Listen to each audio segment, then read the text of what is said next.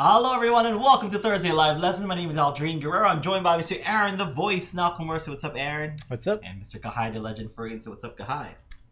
My mic's not set up. Hey. He's there. Trust us, he's there. He's off camera and his camera's not on him. And his microphone's not on him, but he's there. Trust us, he's there. Alright, so what Thursday Live Lesson is, it's basically a Q&A show and podcast that we do here on ukuleleontheground.com and Ukulele on the Ground Plus. We answer any and all of your questions, whatever questions we get via email, via UU Plus forums, or any other forum. We get them, I answer them as best as I can. These two guys are going to put in their 2 cents, and we come up with a super answer. We also kind of have great discussions on ukuleles, and just, we just have fun, basically, in general, right?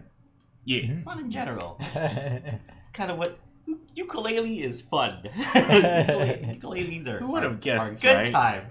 Who would have guessed, guys, right? Like, Yeah, who would have guessed? can actually be fun. Are a cool new fun thing to do. Yeah, but anyway, so Kahai, let me know, is there any questions that we've gotten this week? We got kind of a complicated question from Alan in the forum. And he said, I've been trying to, is it Rhumba? Rhumba?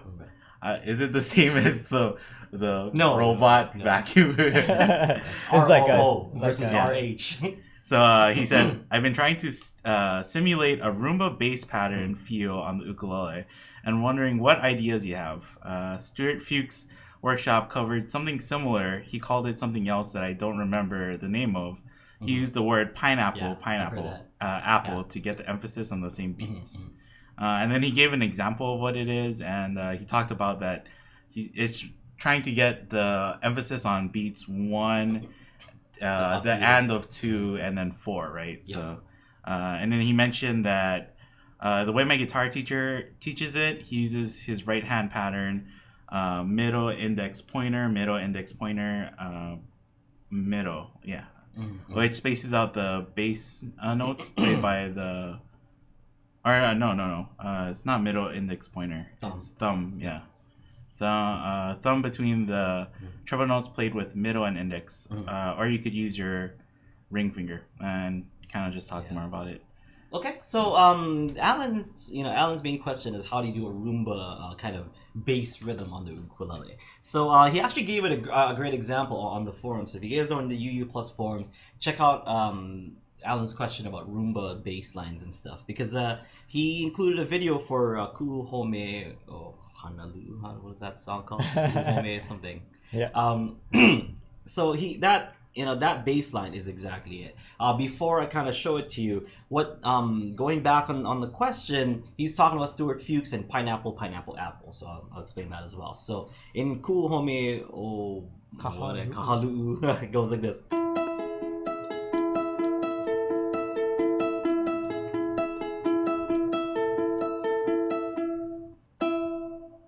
Just slightly.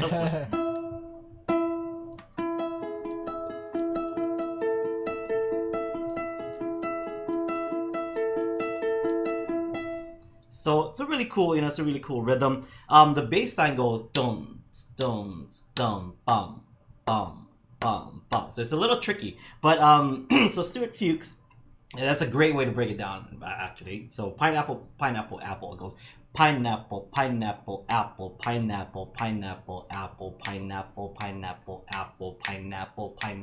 apple. So he's Alan's also asking, like, how do you explain this to somebody who doesn't know rhythm? Like, he was kind of talking about the workshop that we did over in Denver, and it's like, would you teach it that way in a way of like big segments and small segments and stuff? But it can, you can explain it that way, but it might get a little complicated because there's big segments, like big and a half segment, and there's one small one and stuff. But I think the pineapple, apple works the best as far as explaining it to somebody who doesn't quite know like rhythm too much. But whenever we speak, there's rhythm to our words. So pineapple, apple, because you need 3 beats. Pineapple, da da da da, and then 3 more beats, da da da, then 2.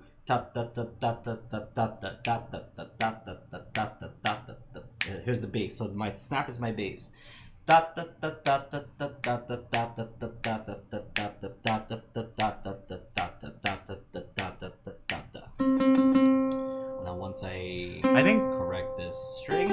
Well, that like the segments are, like they're all equally spaced, Yeah. so each one is a segment. Yeah. It's just that you're breaking it down because it's like 8 beats total, and you're just breaking it up into 3, 3, 2. So you kind of need to emphasize the first beat at least of each one. So grouping. a way to play it on the ukulele is just like he said, just like his guitar teacher taught him, it's a thumb, pointer, and middle finger. So I like to use my thumb. I don't have a low G. I would kind of tell you guys to do G string or C string. In this case, since I have a high G ukulele, I would play the bass on the C. So it'd be like thumb, middle, pointer, thumb, middle, pointer. So that would be pineapple. So you have pineapple, pineapple, da da da da da da da, and then it goes, and then apple is just thumb, middle. So you do 1 2 3 1 2 3 1 2 1 2 3 1 2 3 1 2. So it's 2 3 and then 1 single 2. So it goes thumb, middle, index, thumb, middle, index, thumb, middle, thumb, middle, index, thumb, middle, index, thumb, middle.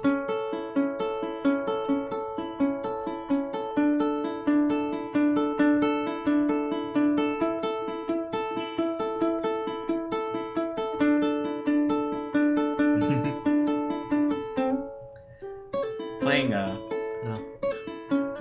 who knew that slack key guitar or slack key Hawaiian songs had so much in common with punk pop, because that's the same like picking for a yellow card song. Oh really? Yeah.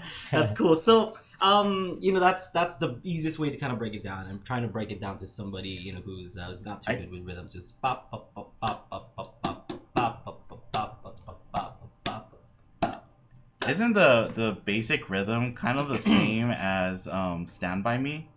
Like dun dun dun dun dun dun dun dun Kind of. dun.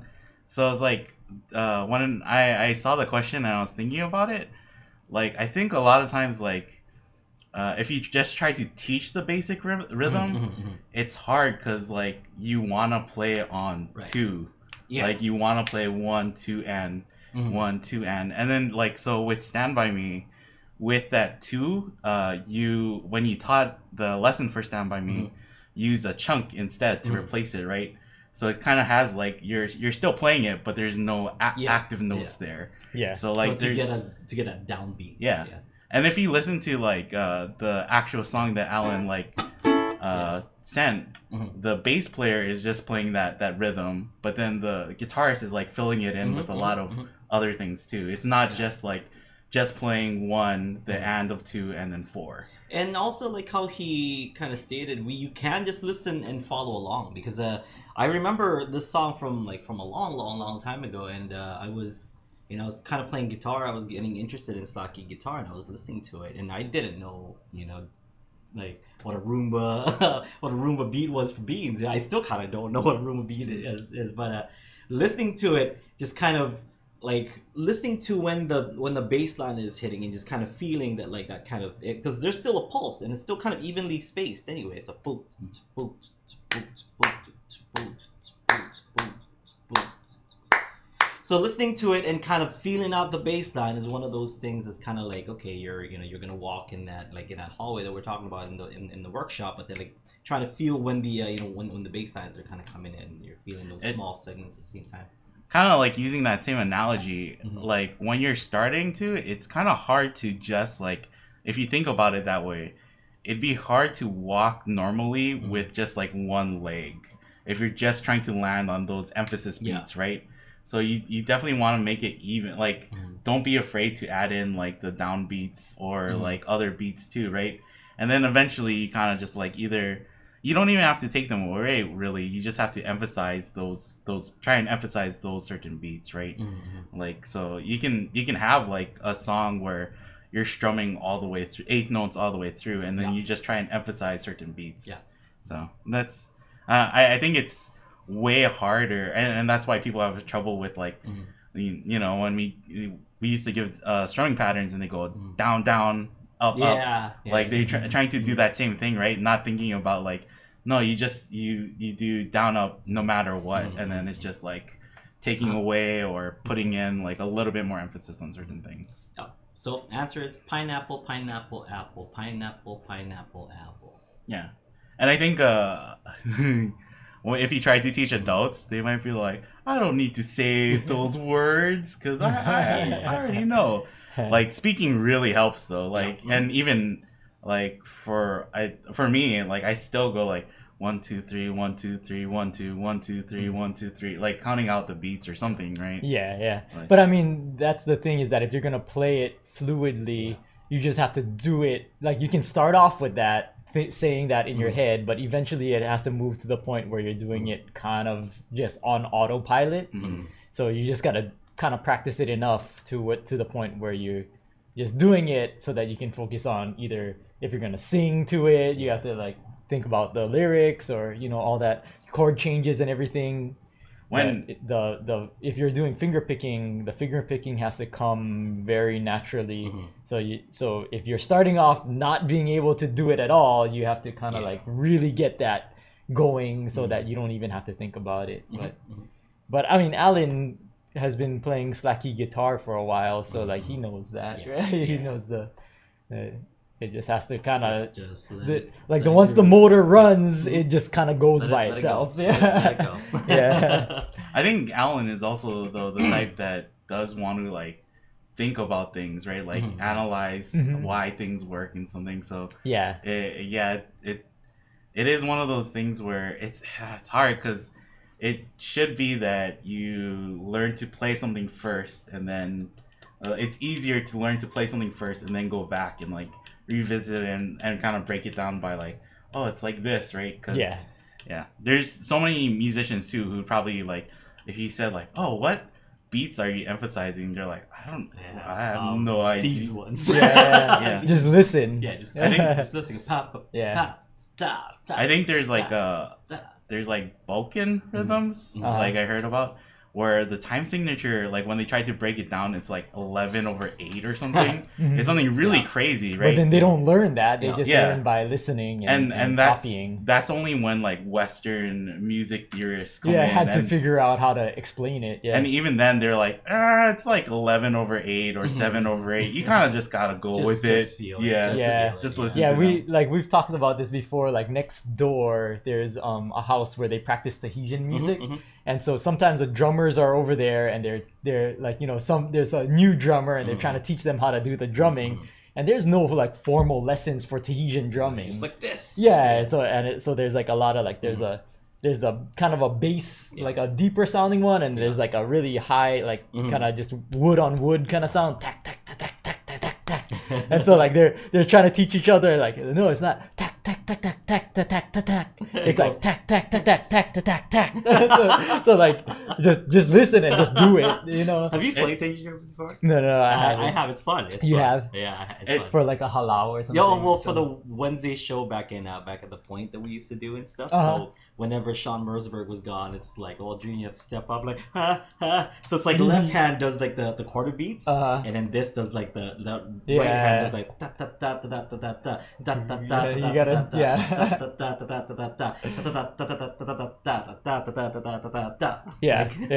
So in order to learn that, nobody's gonna write you out sheet music. No, yeah, exactly. For that, you're just gonna have to like kind of internalize it and then be able to reproduce it. And it's weird because like at the same time, like counting my head, like, all right, measure 1 2 3 4 2 2 3 4, because like at 8 it changes, and then like another 8 again. I'm like, okay, just don't watch them because like there's not a visual cue. They just kind of like they just kind of stop like randomly. I'm like, just so you don't gotta watch, make sure that just you're, like just count. And I was just like, okay, 5 5 2 3 4 6 2 3 4 7 2 3 4, and then da da da da da da da.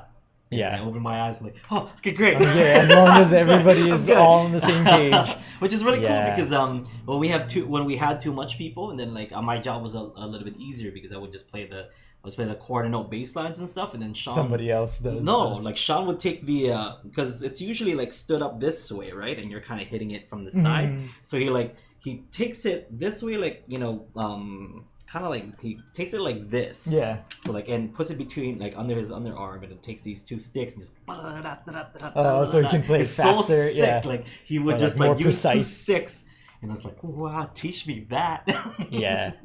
But yeah, it's one of Good times. it's kind of like that where I'm sure like it's kind of like you have to learn it first, and then maybe Just after copy it. that you could build theory around it, Yeah. and then you could get even better. But Yeah. it's the actual doing Yeah, just watching. that's learn, primary. You have to listen. be able to do it 1st, and then you can kind of refine after that. Yeah, yeah. That's the thing where it's like theory always comes secondary, right? Because Yeah. theory is just explaining all What these you're things. doing, yeah. But then it doesn't take away from the fact that it's still like You need music to be able to and do. You're still people are still doing it. Yeah. Yeah, and it's I don't know. Yeah, it's kind of one of those chicken and egg things. Like what do you learn first, and how much of which one do you learn first? Yeah, it's trippy because like when you're a kid, I mean any of these like new up and coming like new players that they're like doing YouTube videos and stuff, like we just put one out with this crazy awesome Oh yeah, so player it just went up on our YouTube channel. So yeah, so you know what I mean, like I'm pretty sure when he started it wasn't like he was okay, this is on the upbeat of 1 and then 2. He just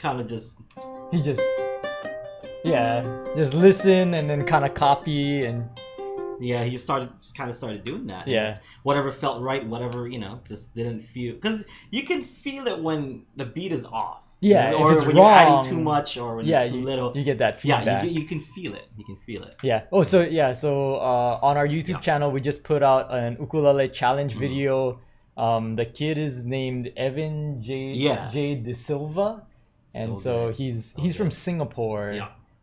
Fantastic ukulele player and super Amazing, young. amazing. And he started when he was even younger. And if you go back in his YouTube channel, if you go back even further and you see his older videos where he's like a baby and he's like, I mean, not a baby, but he's like a really young kid. He's like just 7 months. Yeah, but that's kind of how kids learn too, Yeah, right? That's how you learn how to talk. That's how you learn how to do copy. anything, really. It's just not like seeing- you're gonna break down for the baby like no, it's noun and then right, whatever. right, like, yeah, right foot first. Yeah. You steady, you kind of balance on this foot, and then you put your other foot forward. It's just kind of trial and error. It's kind of like what we were Watching talking about last week too, or the last time we had live listen. It's like you don't need to actually. People who think like, oh, I need my instrument to be with me to be practicing, right? It's like you should be enveloped in music all the time, and where you're just trying to like. That's how kids learn how to speak, is that their parents are just talking to them, right? And so like it's kind of like they're always hearing words, and if you're always hearing words, eventually you kind of put 2 and 2 together, and it's like, oh, that means that, or that, like when I want something I say this and I get it, right? So it's like it should be the same thing with music, where it's like no matter where you are, it's like you kind of always are practicing it, or you're listening to it. Even if you're listening to it, try to like listen intently to it to practice that skill, right? Like your listening skill. So all right, so hopefully that answers your question, Alan. Hopefully that works for you, because he said he's gonna try to teach it to his ukulele club and stuff to kind of get that. Maybe they're trying to do pu'uhome, kahalu'u. Is it kahalu'u? Oh, kahalu'u. Oh, kahalu'u. I was like, is it just regular kahalu'u? Okay, so do you have any other questions?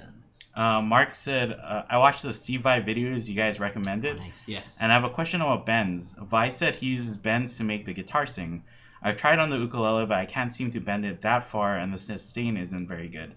How do you work around this? Oh yeah. Okay, so you just showed that to. So next month we're gonna be showcasing a video with a local ukulele player, Daryl Raposo. Yeah, that's right. That's right. We talked about him last week on the podcast, but Daryl was asking you about this very thing too, and Aldrine showed him live like how he does it. Because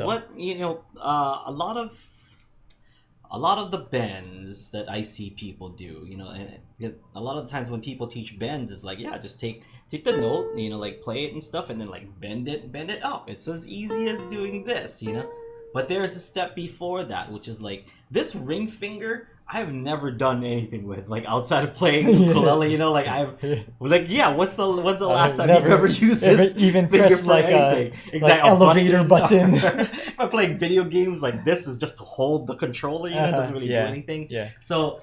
You know, this, I mean, you can use your middle finger, but even that, or even just your pointer finger, it's still a really, really, you know, a weak finger. And I use my ring finger a lot as far as bends goes. So, what I like to do is I like to support that. So, for example, if I want to bend the E string 5th fret like this, you can bend it, sure, but you have way, way, way more control if you use 2 fingers. And what this means is you lay not just your ring finger, but your middle finger down as well. Or you can even use your pointer finger if you want to. But for myself, 2 is pretty good. Sometimes 3, you know, but 2 is pretty good.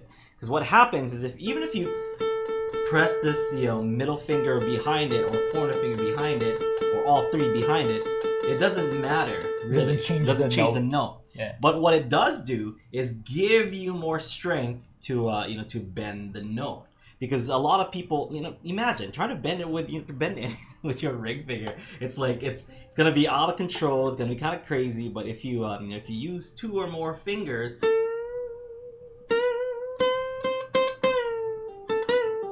there's so much more control. Yeah, you can go up like a whole step. Yeah, a whole step or step and a half even. Step and a half. So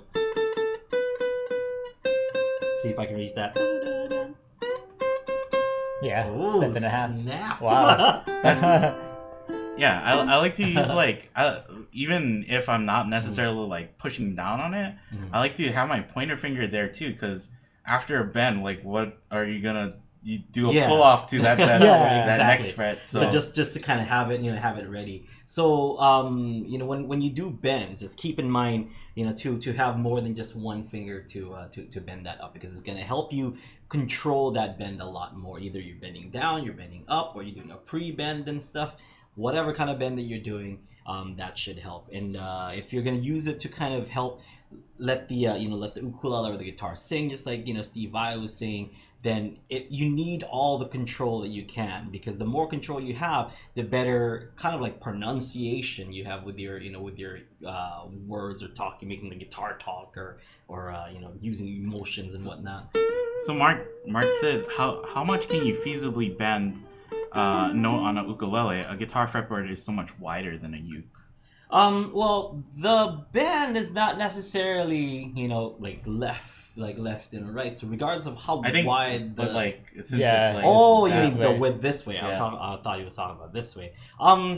I don't know. Just based on what we saw, maybe it's actually the string spacing on a guitar is smaller than an ukulele. There's more space between strings on an ukulele, so you should have more than enough space. And then Alan actually asked about he gets hung up on some of the other strings sometimes. How do you kind of address because that happens to me too. Yeah, that's another thing. So when you're playing it, if you're using these two fingers to kind of to help it, you're using those fingers to mute those strings. So you can touch them. Like I'm touching the C string right here. So, but the pad of my fingers, when I push it up, is gonna stop it, and it's not actually being like pushed. See, it's a weird. So like this would be me pushing it down, so you can hear the string. So it'd be like this. See that? Oh, there it is. That's a good angle. So see me pushing down the string. So in order for me to fret the string so that you can hear it, you would need this much. So see how much give. So that means at the top of my the pad of my fingers, it's muting that C string. So it's kind of like the left hand mutes using the pad very, very, very tip of your fingers, and then the more, because if you're just using one to pad, it's not gonna be that. See how loud and how messy it is. So the more fingers used, the more control you have.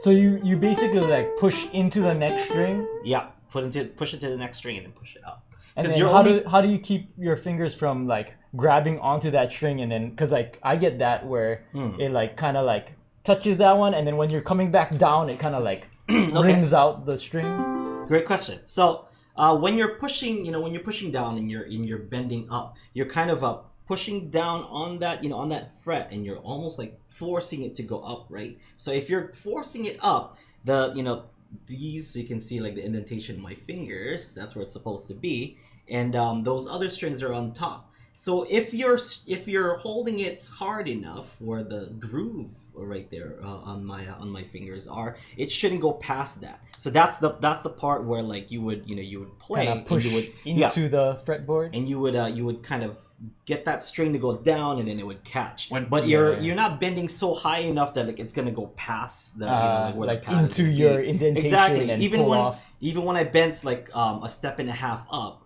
it was still it's still not gonna go down. So when I did this, you can kind of see from, I don't know if you can catch that angle there. So I'm kind of pushing up. So that's great. So I'm pushing down like this, right? And then using, see the pad on my fingers, using that pad to push it there. See it? Push that pad to go up. Even though no matter how high I push it up, it's still being muted by that pad on my fingers. Yeah, and then when you come back down, you're not come back down. I'm pulling not pulling on it. string. It's just you're letting that go. Oh, okay. You're not, because if you're pushing it down, then you catch it and then you push it down. That's what it would look like. That's kind of what going is like happening. This. So what you do is you push forward and up instead of like pushing just up. If you just push up, then that means you'll catch it. You'll see my fingers catching it. Push down, like on the fret itself, and then so the pad of my fingers are actually on just the bare fret. Yeah. And just using that tip and that groove on my on my fingers to kind of go up like this. So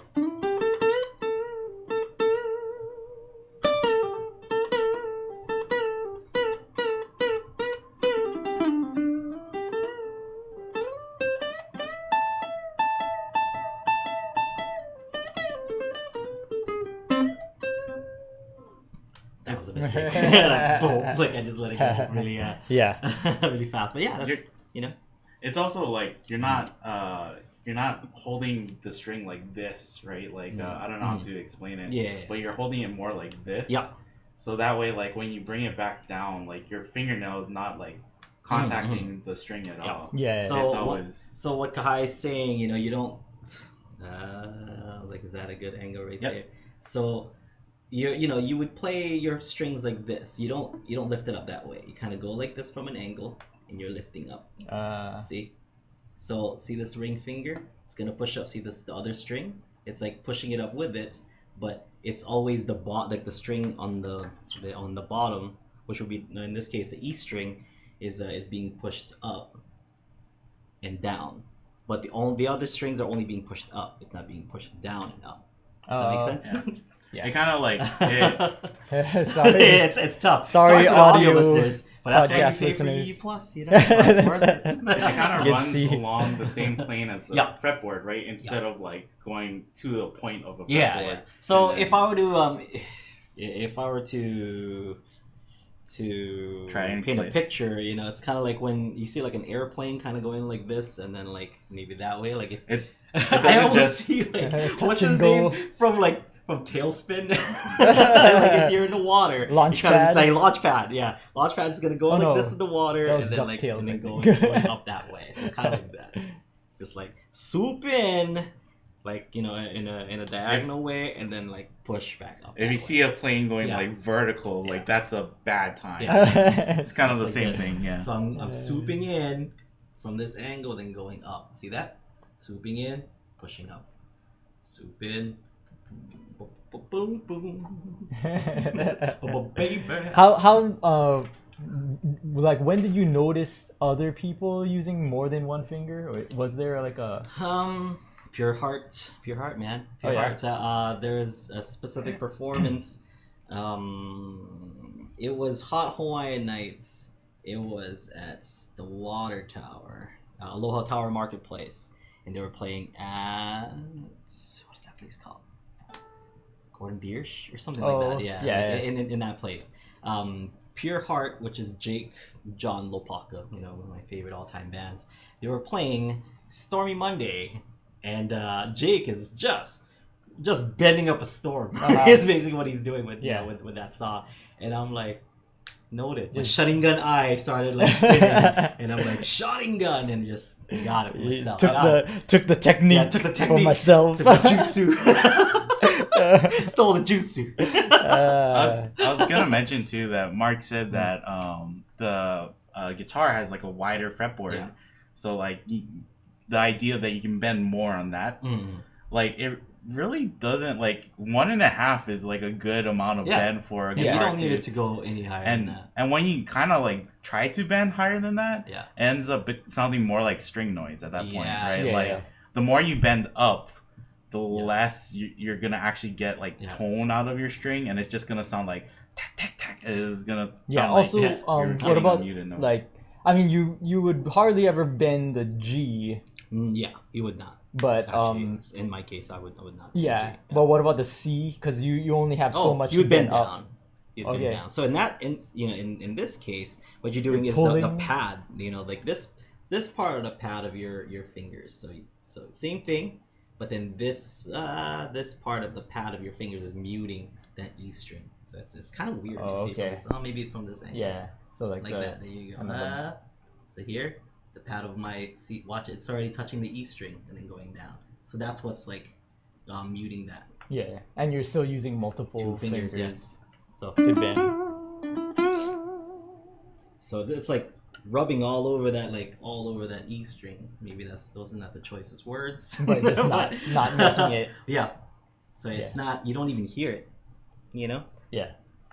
I like a technique that I like to do is like doing that mute kind of hit into like a bend, and I think that works together well because for a lot of the time you're trying to mute every other string when you're doing bends. Like that kind of should be what you're trying to do.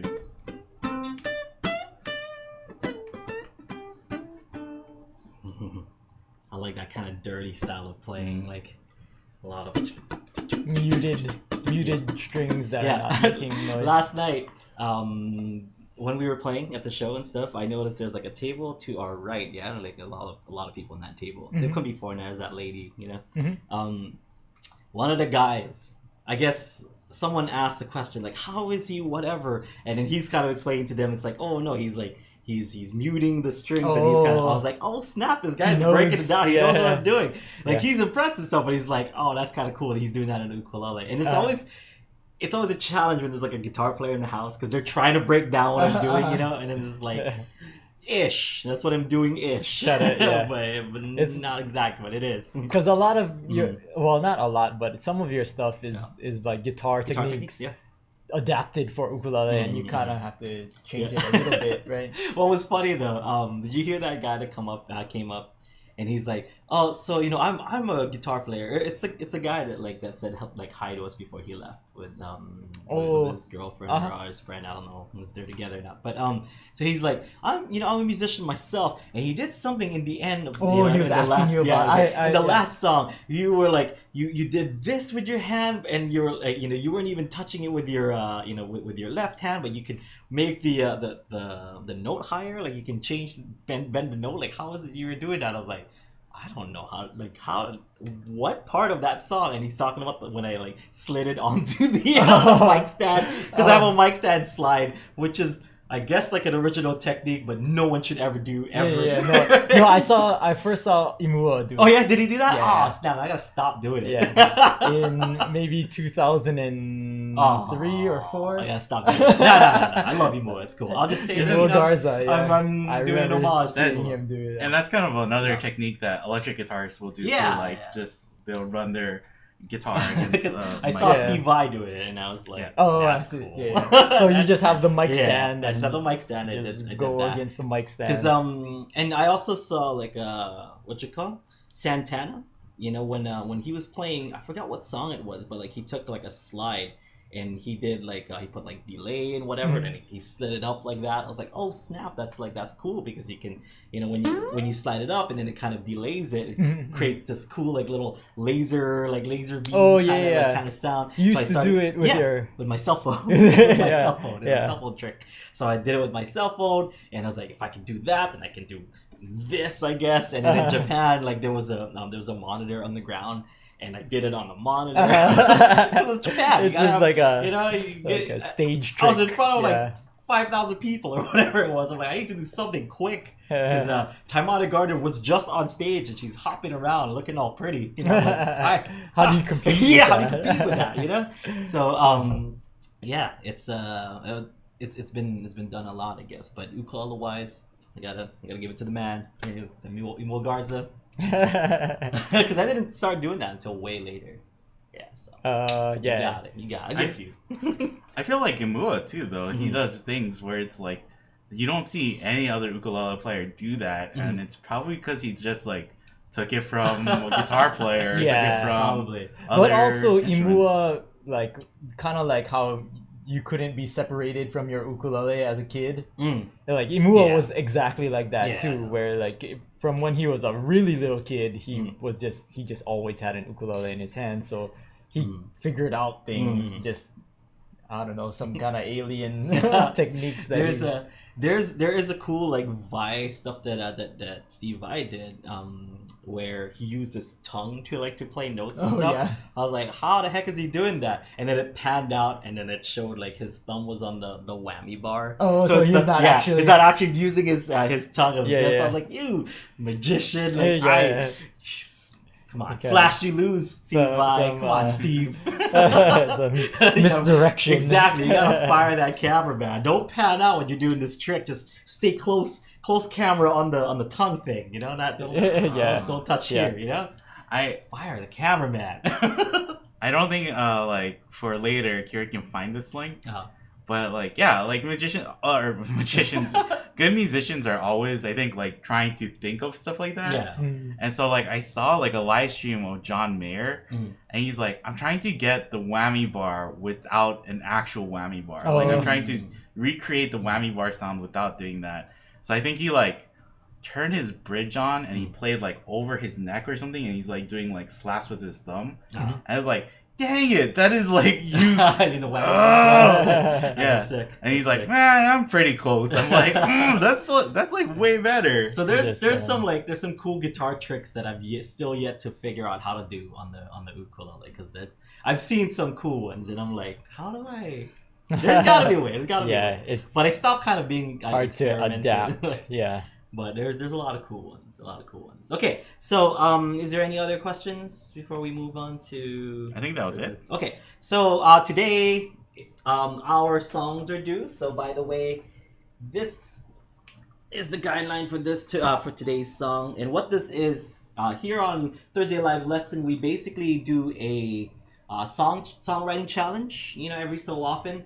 And this week's songwriting challenge is in the key of C. As long as you're in the key of C with one major and one minor chord, that's basically it. You're good. You're good. You need to only write in the key of C, one major, one minor chord in the key of C. And then if you want, these are some bonuses that we have, which is a Hawaiian vamp. You can have a Hawaiian vamp. You can have hammer-ons. You can have pull-offs.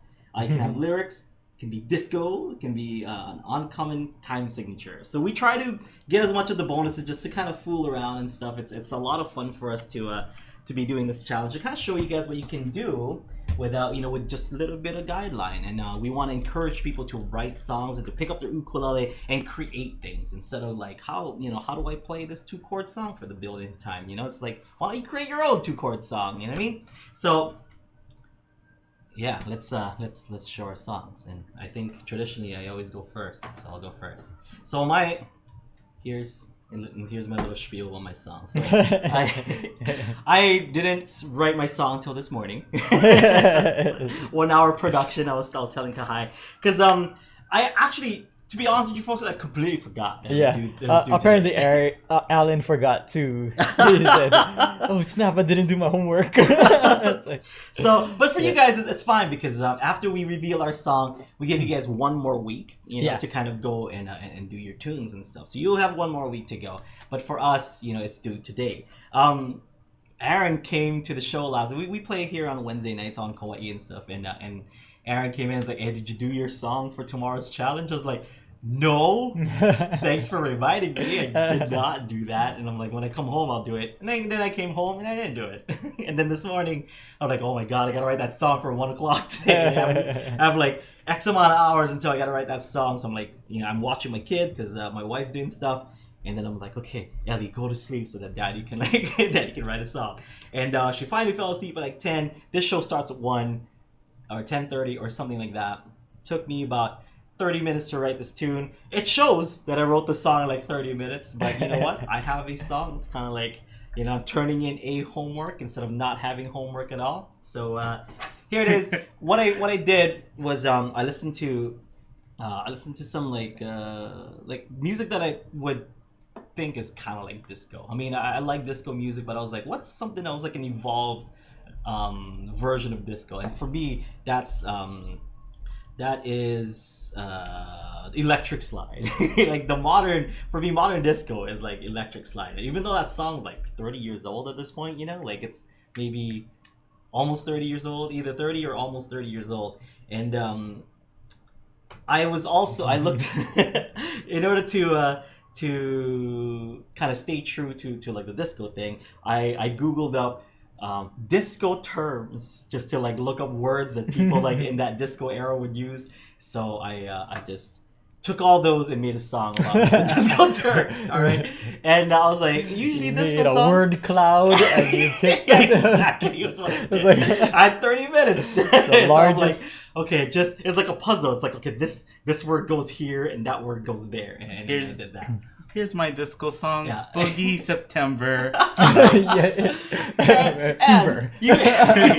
Okay. Usually it's some kind of dance, right? They sing about some kind of dance. So, I only have one dance. So, flip, flip, swing. So, hey, I'm going to chubby checker this, baby. I'm going to chubby checker this. Twist I'm going to again. twist again. That's what we're going to do. Twist again. It goes like this.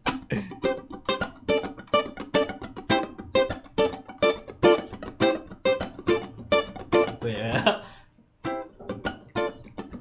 Oh, also, disco for me equals falsetto, so I have to sing falsetto. I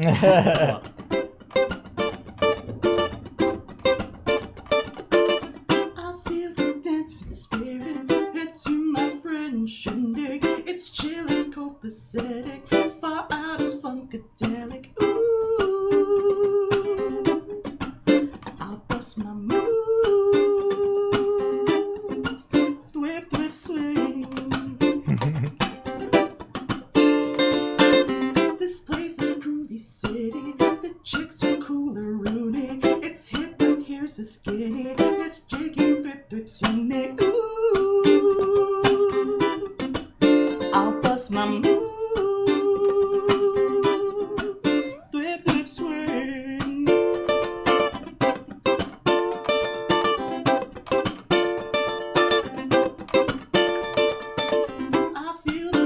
Spirit, head to my friend shindig. It's chill as copacetic, far out as funkadelic. Ooh, I'll bust my moves.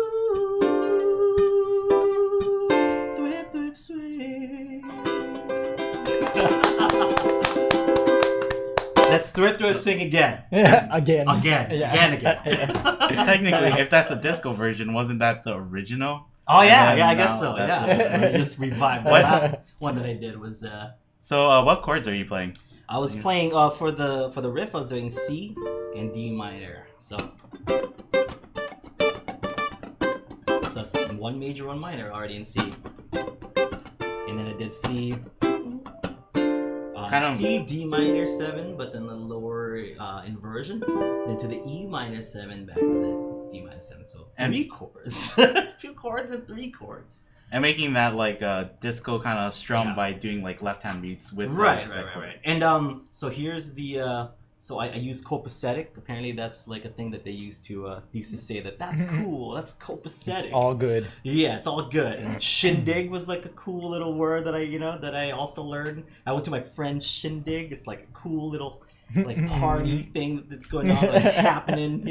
It's. I think a lot of the people in the chat lived through the 70s, so they know it better than we do. I'm gonna show these jab turkeys.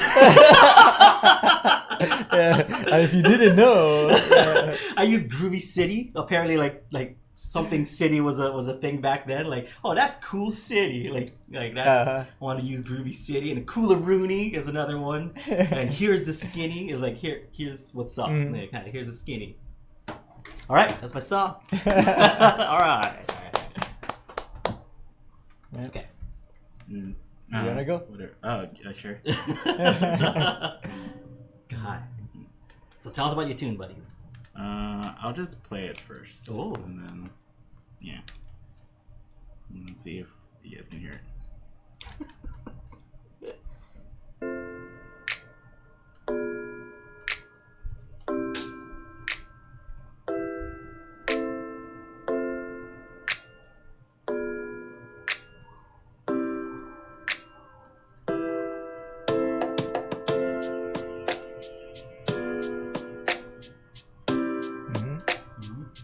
That's the uncommon time signature. Yeah. Oh, 6/8. kind of still common. What's it? 4/4 4/4 still. with a triplet.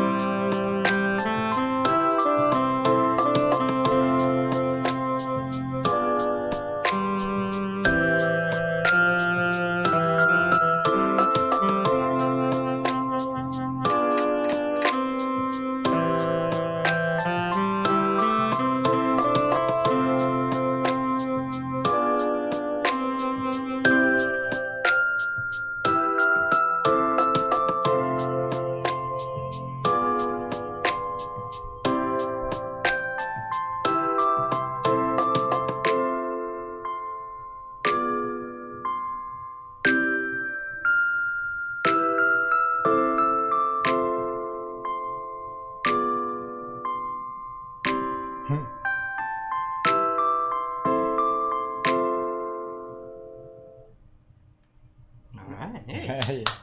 That's nice. That was nice. Was all MIDI? What's that? Yeah.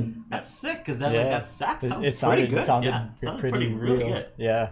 So, well, yeah, like MIDI instruments are super easy to use now, because like that there's a dial on the sax where it's like, do you want to humanize the sax? And it's just like, yep, turn that dial up to make it sound like a little bit more. Yeah. So, yeah. Because it wasn't like locked on exactly, right? It did seem. I played it using my controller. That's why. Oh, okay. And then I kind of went in and like adjusted a little bit, but yeah, I mostly played it. Yeah. I was gonna say the phrasing was pretty smooth on that sax. It sounded real. Yeah. I mean, I'm a sax player, and that fooled me. Yeah. So. Good job, man. Yeah. So what were you using? What chords? It's. I actually wrote it on the uke first. Yeah. Nice. Like when we had to film on Tuesday, and I was just sitting here. I was like helping Aaron like frame up shots. So I was sitting like in your place, and I was just sitting with the uke, and I started thinking about like this kind of like a major 7 to like a diminished, then to like it's a F major 7, B diminished, C9. E minor, A minor 7, you know. So that's like the main body of it, really. Cool. Yeah. And I think like that's the first time I've ever written with like a diminished chord. So that's cool. Yeah, it matched. I like it. I like it. Yeah. Good What job, it said, it sounded like Kingdom Hearts. Yeah. I wanted to do like disco, and I wanted to do new disco. Yeah. And but it was like getting really down to the line. So I was like, I'm just gonna lay down chords, figure this out. And I was still trying to like use synth sounds and maybe figure out how to do a disco thing. But then like, I don't know, like the song kind of just like writes itself, right? So it's just like, I'm just gonna go with this, and maybe I'll do a disco one in the future or something else. So yeah, kind of just that's what came out. There we have Aaron. So yeah.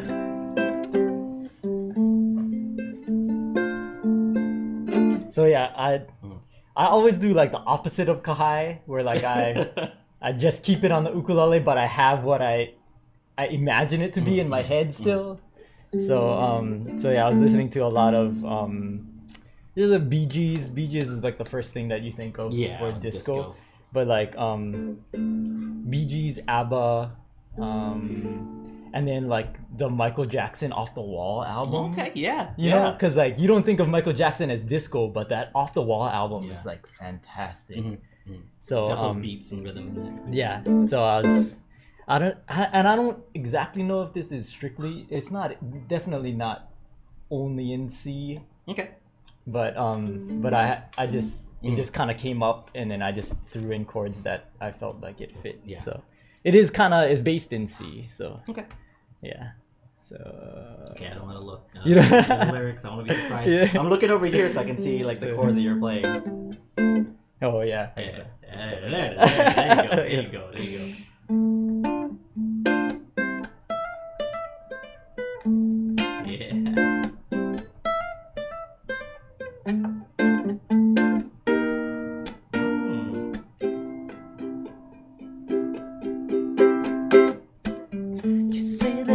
Isn't easy for you. You say that life gets you down. Can't wait to welcome the weekend coming around.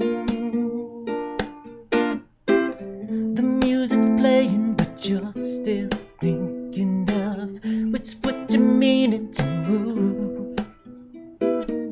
Just free yourself, let your soul melt into the groove.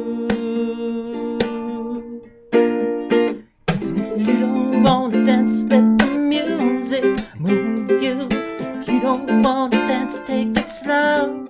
Oh, 'cause you might miss the chance at the love of a lifetime tonight. Your work is over, but just a bit of it still speaking thoughts in your mind. Just let them go, or you're scared of what you may find. The floor is covered in lights and emotion. They've started playing your song, making the flow of emotions float you along. 'Cause if you don't wanna dance, let the music move you. If you don't wanna dance, take it slow. Oh, 'cause you might miss the chance at the love of a lifetime, love of a lifetime, love of a lifetime tonight.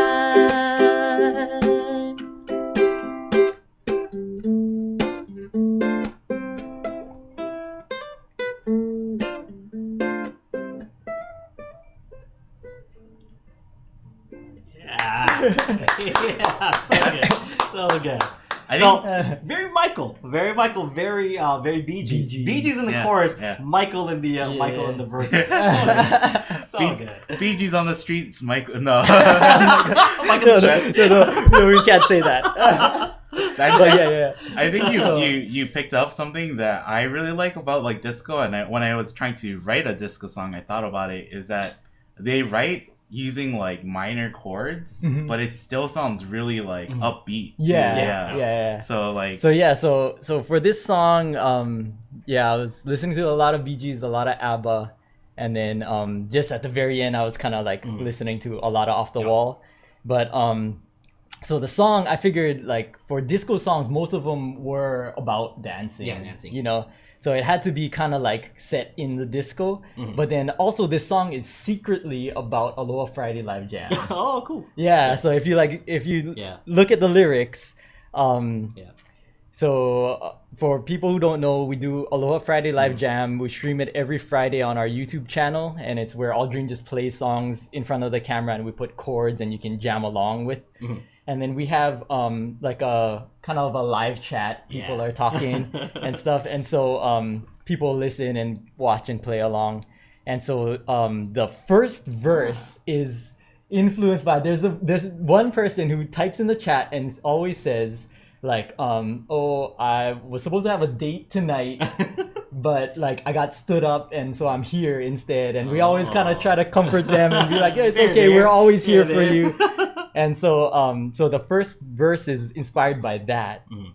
So like the first verse goes, you say that love isn't easy for you, you say that life gets you down, can't wait to welcome the weekend coming around. And that's like definitely like a throw to Aloha Friday Live Jam. And then the second part of the first verse is about because we've been talking about strumming, and especially on the Friday Jam, you kind of explain what you could use for the strum, but really it's a jam where it's the end of the week. Just do whatever feels right, just lock into the rhythm. And so like we've been trying to explain strumming for a while, and so that second part of the first verse is the music's playing, but you're still thinking of which foot you're meaning to move. Nice. So like the up down, am I doing it right? Like it's just free yourself and let your soul melt into the groove. And so that's kind of just letting it go, just doing it, and not worrying about it so much. And that's how you get your rhythm. And then the second verse is your work is over, but just a bit of it still speaking thoughts in your mind. If you're thinking about too much, it's more, although Friday Live Jam is about just letting it go. Just let them go. Are you scared of what you may find? And then the floor is covered in lights in motion. So I was thinking about like how the screen, the screen has like all the chords and stuff like that. And they've started playing your song. So like people always request on the chat like what song they want, and begin the flow of emotions, float you along. That second line, they've started playing your song, was actually when I first wrote it was the wheel has chosen your song. But I thought that was too blatant of a throw to Aloha Friday Live Jam, so I changed it. But it's a disco song that's secretly about Aloha Friday Live Jam. So good. Emojis all around. I don't think it was intentional, or like you thought about this, but like doing that pull off too. Like it's triplets, right? Like and pull-offs are naturally triplets, but I feel like in my song too, like I when you like the sax solo and stuff, like you play triplets and then it sounds more human because like machines won't do like subdivide into 3 or 5 or something. Is it supposed to be like that kind of disco-y synth? The synth, the string synth. That's what I have in my mind. And so as soon as you play the riff, I was like, oh gosh. So that's very ABBA, like kind of. And they disco has that, right, where it's like the drums are like very 4 on the floor, like very right there, but then usually like synths, bass, like the instruments are syncopated. On the so it is kind of like has that like rhythm.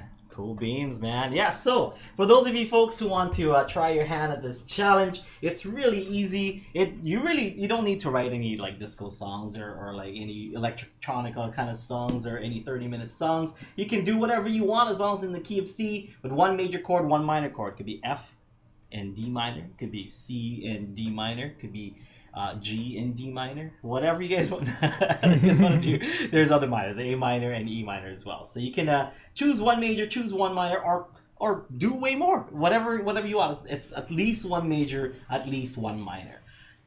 Excuse me. If you want, you can add Hawaiian vamp, you can add hammer-ons, you can have pull-offs, you can have lyrics, you can you don't even need lyrics. If you want to just write a song in C with one major, one minor, all good. An uncommon time signature. And here on Thursday Live Lesson, we like to reward those people that that do write songs. Sometimes if there's not that much people who who write songs, we just give everybody a prize. If there's people that that do the songs, we kind of do a little raffle and stuff, and we usually give them some pretty cool stuff like coffee from Kauai, some chocolates, or some like CDs or anything like that. We usually try to make it fun, make it nice, and just kind of let you guys know that that we want to encourage you guys to write songs, to pick up your ukulele and to write and stuff. And then we want to show you guys how easy it is. I mean, like a lot of the times I'll really write like some something kind of simple because I want to showcase it, like, hey, just this, it's really nice. Because I think in the beginning I was doing some instrumental stuff. I was like,